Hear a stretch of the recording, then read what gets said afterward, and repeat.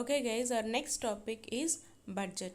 So budget is said to have its origin from French word budget. Okay, initially வந்து இந்த word budget அப்படிங்கிறது வந்து எதுலேருந்து எந்த வேர்ட்லேருந்து ஆரிஜின் ஆயிருக்கு அப்படின்னு பார்த்தீங்கன்னா ஃப்ரெஞ்ச் வேர்டு பகெட் அப்படின்றது தான் அந்த வேர்ட்லேருந்து தான் இந்த பட்ஜெட் அப்படிங்கிற வேர்டே டிரைவ் ஆயிருக்கு. So it's refers to so budget அப்படிங்கிறது வந்து எது ரெஃபர் பண்ணுது அப்படின்னு பார்த்தீங்கன்னா small leather bag. Okay, small leather bag தான் இண்டிகேட் பண்ணுது. And then it contains annual financial statement. Okay, so annual financial ஸ்டேட்மெண்ட்டில் வந்து டிஃபைன் பண்ணுறது தான் பட்ஜெட். ஸோ அந்த ஃபினான்ஷியல் ஸ்டேட்மெண்ட்டில் என்னென்ன இருக்கும் அப்படின்னு பார்த்தீங்கன்னா estimated income and expenditure of the government.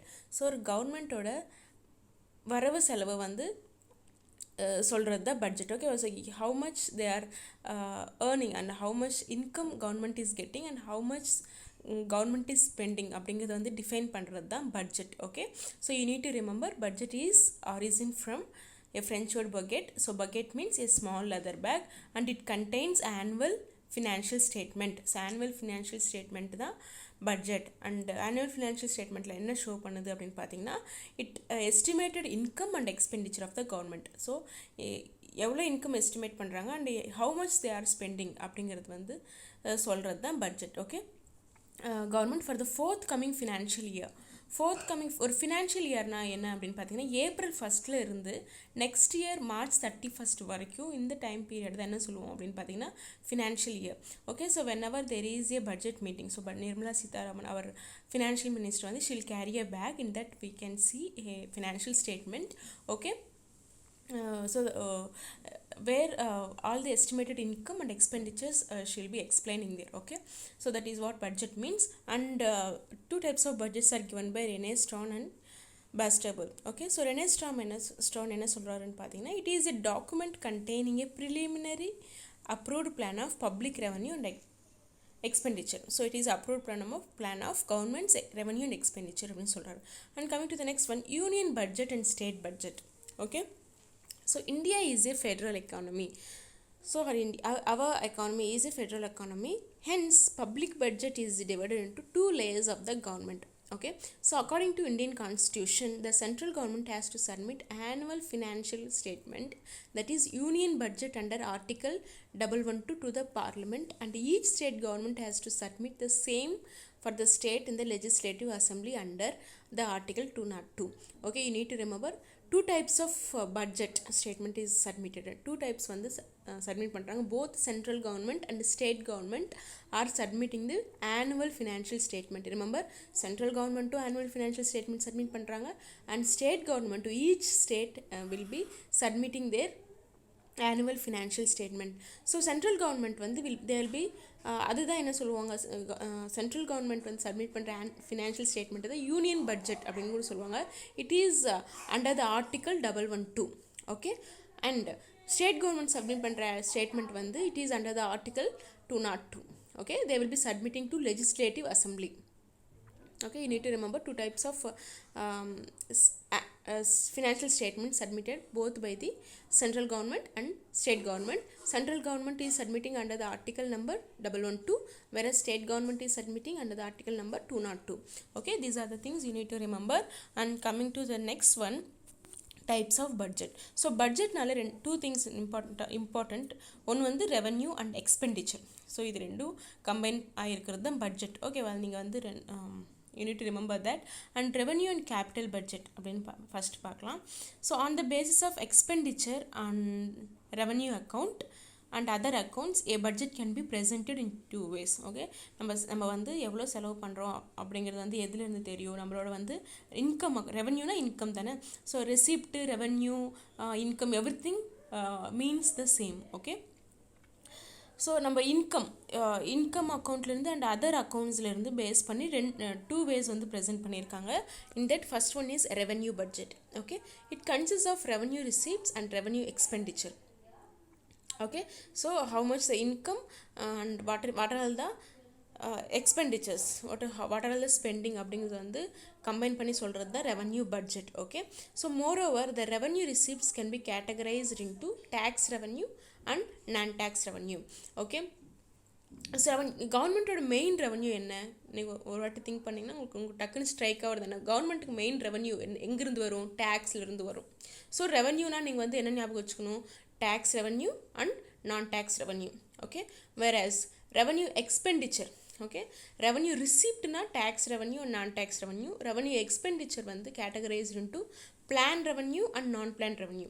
So எக்ஸ்பெண்டிச்சர்னா என்ன? செலவு பண்ணுறது. நம்ம வந்து பிளான் பண்ணி செலவு பண்ணுறது ஒன்று, அண்ட் பிளான் பண்ணாமல் வர செலவுகள் இருக்கும் இல்லையா? So that is why revenue expenditure is categorized into two types, that is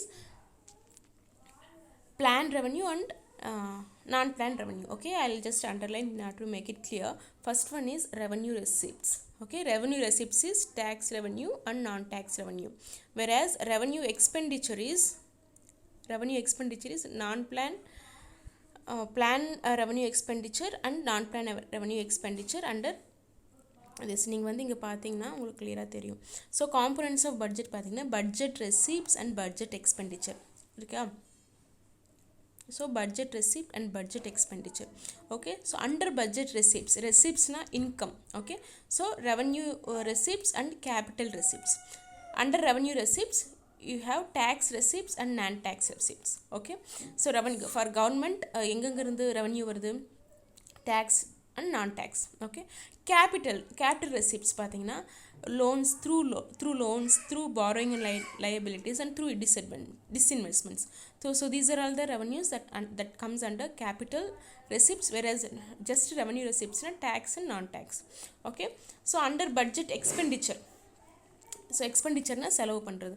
revenue expenditure வந்து அண்டர் ரெவன்யூ எக்ஸ்பெண்டிச்சர் பிளான் பண்ணி வர செலவுகள் அண்ட் நான் எக்ஸ்பெண்டிச்சர்ஸ். அது இந்த சேம் வே கேபிட்டல் எக்ஸ்பெண்டிச்சரும் அவ்வளோதான். இது எவ்வளோ பிளான் பண்ணி செலவாகிற expenditure, non plan expenditure. So these are all the things you need to remember.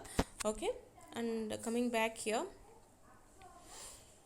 Capital budget. Okay, so capital budget நம்ம பார்த்துட்டோம். It consist of capital receipts and capital expenditure. Okay, so capital budget la capital receipts, that is income, and capital expenditure irukum. In this case main sources of capital receipts are loans and advances. Okay, so main source capital receipts ku main source enna appdin pathina loan and advances. Okay, and other side expenditure enna appdin pathina planned capital expenditure and non planned capital expenditure.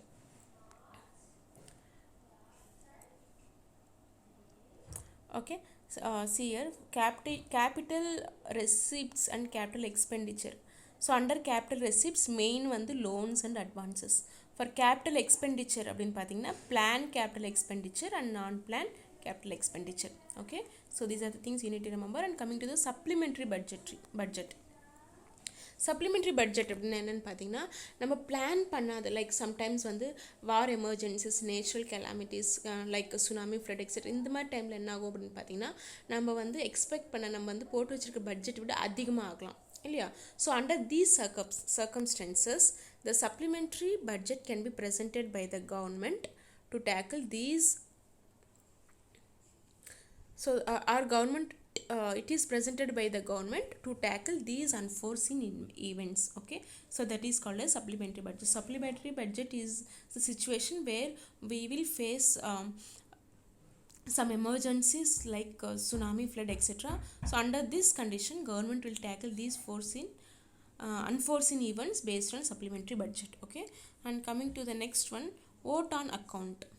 So vote on account அப்படினு என்னன்னு பார்த்தீங்கன்னா it is under the article of 116 of the Indian Constitution. The budget can be presented in the middle of the year. Okay, இந்த budget வந்து யூஸ்வலாக அந்த budget வந்து through out the year, ஒரு particular financial இயருக்கு தான் வந்து பட்ஜெட் போடுவாங்க. ஆனால் இந்த மாதிரி ஒரு சுச்சுவேஷன் வந்து மிடில் ஆஃப் த இயர் வந்து ப்ரெசென்ட் பண்ணுவாங்க. எதுக்கு அப்படின்னு பார்த்தீங்கன்னா the reason will be the existing government sometimes வந்து கண்டினியூ பண்ணாமல் இருக்கலாம். So due to various reasons the existing government may not continue for the year. அந்த மாதிரி சுச்சுவேஷனில் என்ன ஆகும் அப்படின்னு பார்த்தீங்கன்னா the government places a lame duck budget. So lame duck budget வந்து பிளேஸ் பண்ணுவாங்க. அதுதான் என்ன சொல்லுவாங்க அப்படின்னு பார்த்தீங்கன்னா vote on account budget. So இது வந்து it is under the article 116. it is presented in the middle of the year. ஒரு middle of the yearல present பண்ணுறது vote on account. the reason என்னவா இருக்கலாம் அப்படின்னு பார்த்தீங்கன்னா government வந்து may be unwilling to continue for the year. Okay, இந்த existing government என்ன பண்ணுவாங்கன்னு பார்த்தீங்கன்னா they may not continue for the coming year. So under this situation there will be, you can see vote on account. Okay, so and then the vote on account budget is a special provision by which government gets permission from the parliament to incur expenditures on necessary items till the budget is finally passed in the parliament. So இந்த மாதிரி சுச்சுவேஷனில் என்ன பண்ணுவாங்க அப்படின்னு பார்த்தீங்கன்னா, government வந்து they will take permission வாங்கிக்குவாங்க எங்கேருந்து, பார்லிமெண்ட்லேருந்து. So என்னெல்லாம் செலவு வருதோ, என்னெல்லாம் எக்ஸ்பெண்டிச்சர்ஸ் இருக்கோ, என்னெல்லாம் வந்து நெசசரி ஐட்டம்ஸ் வந்து ஃபுல்ஃபில் பண்ணணும் அப்படின்னா, அந்த மாதிரி சுச்சுவேஷனில் வந்து they will take legal permission from both the houses. Okay, both the houses in order to withdraw money from the consolidated fund. So இந்த consolidated fund யூஸ் பண்ணுறது வந்து எல்லா சுச்சுவேஷன்லேயும் வந்து பாசிபிள் கிடையாது. ஓகேவா? So only special situations like இந்த மாதிரி ஒரு அன்ஃபுல்ஃபில்டு ஒரு இயர் வந்து டிஸ்கண்டினியூ பண்ணுறாங்க, ஒரு கவர்மெண்ட் வந்து டியூ டு வேரியஸ் ரீசன்ஸில் வந்து அவங்க வந்து டிஸ்கண்டினியூ பண்ணுறாங்க.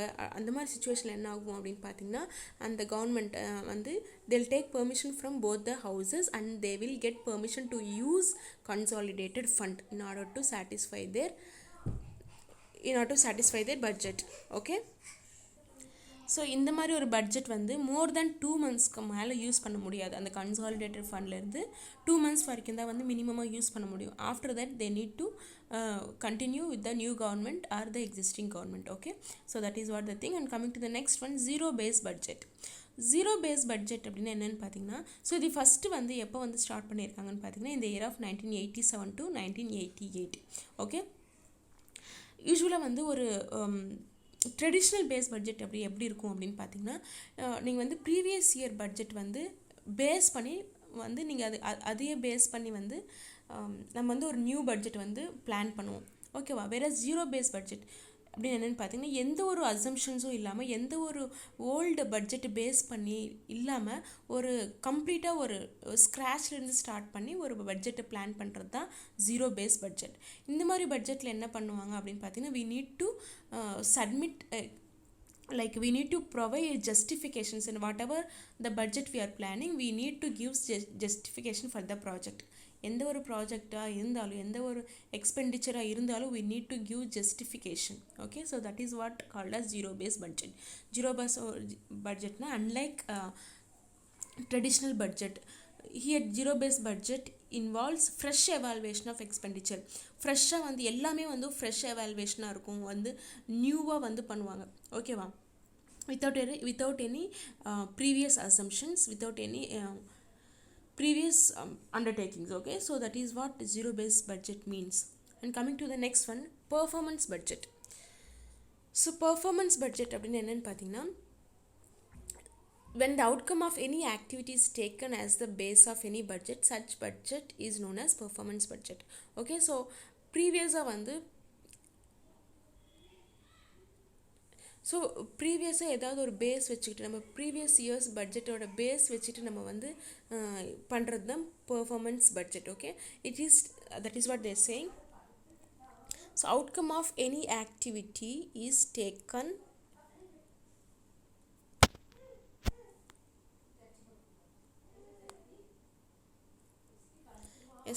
when the outcome of any activity is taken as the base of any budget, such budget is known as performance budget.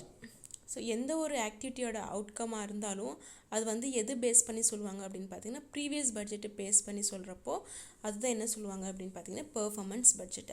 I'll repeat it. The outcome of any activity is taken as the base of any budget. Such budget is known as performance budget. Okay, so எந்த ஒரு ஆக்டிவிட்டியாக இருந்தாலும் அதோட outcome வந்து ஒரு பட்ஜெட்டை base பண்ணி சொல்கிறாங்க அப்படின்னா அது வந்து performance budget. Okay, so for the first time in the world the performance budget was made in USA. So first வந்து யூஎஸ்ஏல தான் இந்த பெர்ஃபார்மன்ஸ் பட்ஜெட் வந்து இது பண்ணியிருக்காங்க. And the Administrative Reforms Commission was set up in 1949 in America under Sir Hooper. So the Administrative Reforms Commission எப்போ set பண்ணியிருக்காங்கன்னு பார்த்தீங்கன்னா, in the year of 1949 in America under Sir Hooper. Okay, this commission recommended making of performance budget in USA. So in the performance budget, it is the compulsion of the government to tell what is done, how much done, and for the betterment of the people. Okay, so இந்த performance பட்ஜெட்டில் என்ன அப்படின்னு பார்த்தீங்கன்னா, government வந்து they should tell what they are doing. So என்ன வந்து பண்ணியிருக்காங்க, எவ்வளோ பண்ணியிருக்காங்க for the betterment of people அப்படிங்கிறது வந்து மென்ஷன் பண்ணுறது very very important. Okay, so in India the performance budget is also known as outcome budget. Okay, இந்தியாவில் வந்து பெர்ஃபார்மன்ஸ் பட்ஜெட் தான் எப்படி சொல்கிறாங்க, ஒரு outcome budget.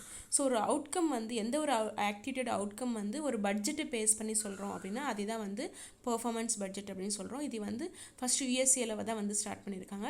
And administrative reforms commission வந்து எப்போ செட் பண்ணியிருக்காங்க அப்படின்னு பார்த்தீங்கன்னா இந்த year of 1949 under sir Hooper. Okay, so that is what about performance budget.